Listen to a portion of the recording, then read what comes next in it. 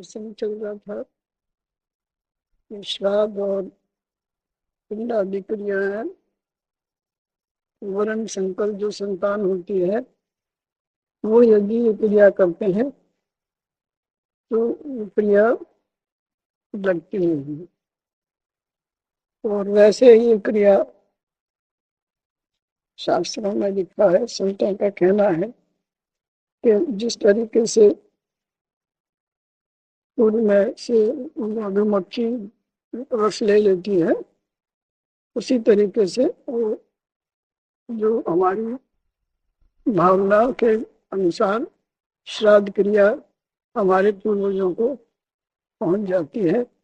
और योग्य संतान अगर होती है तो अपने पूर्वजों को नीचे गिरने से, नीचे माने नीचे योनियों में जाने से बचा सकती है। ऐसा हम लोग पिछली बार विचार किए थे। अर्जुन युद्ध को देखकर घबरा गया है और तब उसके मन में ये विचार आया था कि लड़ते लड़ते सब हमारे नाते रिश्तेदार हैं, सब मर जाएंगे और फिर मर्यादा का पालन नहीं हो पाएगा और फिर वर्ण संकर संतान पैदा होंगी। इसलिए हमको युद्ध नहीं करना।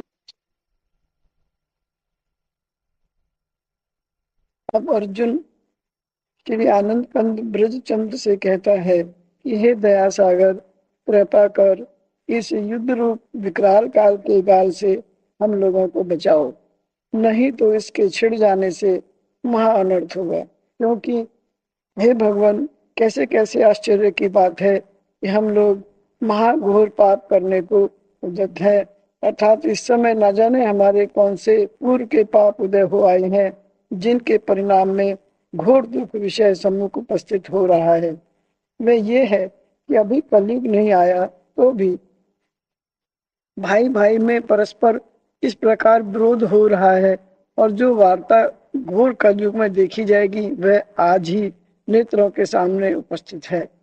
भाई भाई के, पुत्र पिता के, शिष्य गुरु के और मित्र मित्र के रुधिर के प्यासे हो रहे हैं। यदि कहो कि युद्ध में पाप कैसा, युद्ध तो क्षत्रियों का परम धर्म है, तो हे भगवान, शत्रुओं के साथ युद्ध करना हम लोगों का परम धर्म है, ना कि अपने बंधु वर्गों के साथ। यह तो घोर पातक ही है, क्योंकि इस आगमापाई शरीर द्वारा केवल 2 दिन के लिए पृथ्वी के तुच्छ राज्य के सुख भोग के लालच से हम लोग भाई, चाचा, बाबा, आचार्य और मित्रों की जान लेने को उद्यत हो रहे हैं। ऐसा कर्म करना महापातक है, नहीं है तो क्या है। इस कारण हे भगवान, बंधु वर्गों के मारने से हम लोगों को जो घोर पातक लगने का भय उपस्थित है, इससे तुम्हारे बिना दूसरा कौन बचा सकता है। इसलिए हम सब तुम्हारी शरण है, इस पातक से बचाओ बचाओ बचाओ। हे भगवान, यदि आप ये कहो कि तू इनको नहीं मारेगा तो इससे क्या, वे तो तुमको अवश्य मारेंगे। फिर तुझे अपनी जान बचाने के लिए शस्त्र से प्रतिकार करना ही पड़ेगा। तो हे भगवान, उनके मारने पर भी नहीं बोलूंगा। अब अर्जुन अपना संपूर्ण दुख सुनाता हुआ और युद्ध से अरुचि प्रकट करता हुआ अपनी अंतिम सम्मति श्री गोलोक बिहारी जगत हितकारी से कहता है कि हे त्रिभुवन पति, यदि बदला नहीं लेने वाले शस्त्र रहित मुझ अर्जुन को ये मार ले, अर्थात यदि मैं युद्ध में मुख मोड़ लूं, इनके हाथों से मरता हुआ भी इनसे बदला ना लूं और शास्त्र आदि का परित्याग कर दूं, ये मेरे काका धृतराष्ट्र के व्यभिचारी पुत्र दुर्योधन आदि जिनके हाथों में युद्ध के शस्त्र चमकते हुए देख पड़ते हैं, यदि मुझे मार डालेंगे तो हे भगवान, मैं सच कहता हूँ कि इनके हाथों से ऐसे मर जाने में भी मेरे लिए परम कल्याणकारक होगा।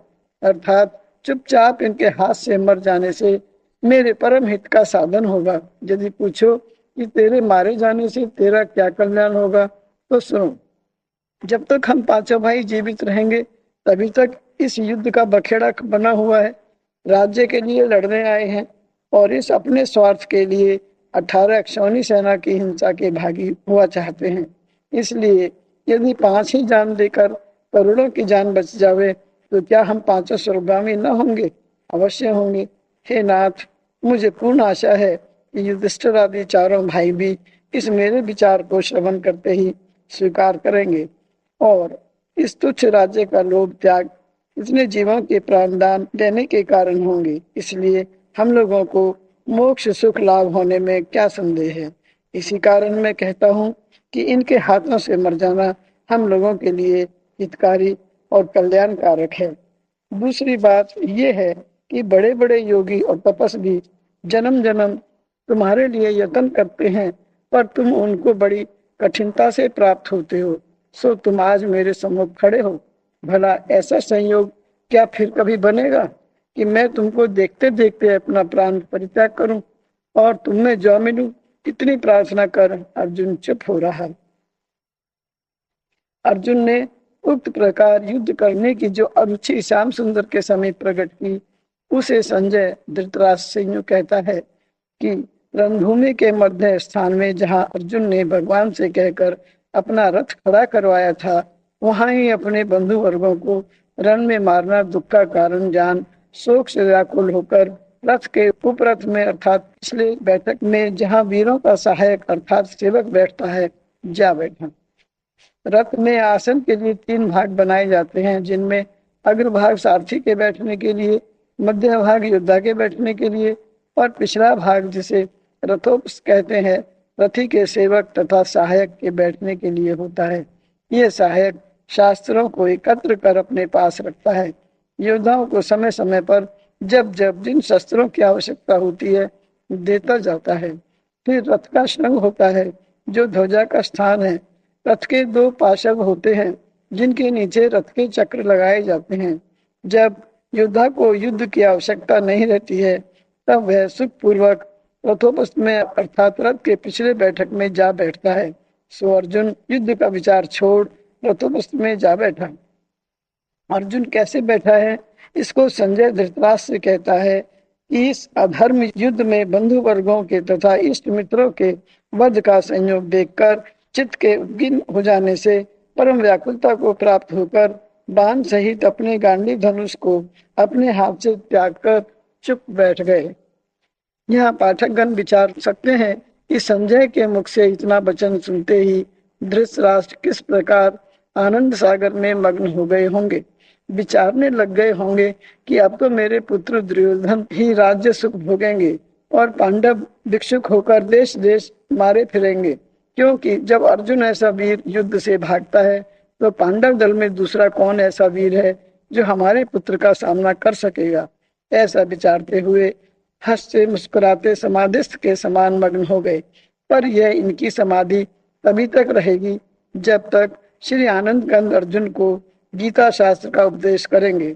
18वें अध्याय की समाप्ति होते ही इनकी समाधि ऐसे टूटेगी कि जन्म पर्यंत फिर न लगेगी। बोलो सद्गुरु भगवान की। पहला अध्याय समाप्त।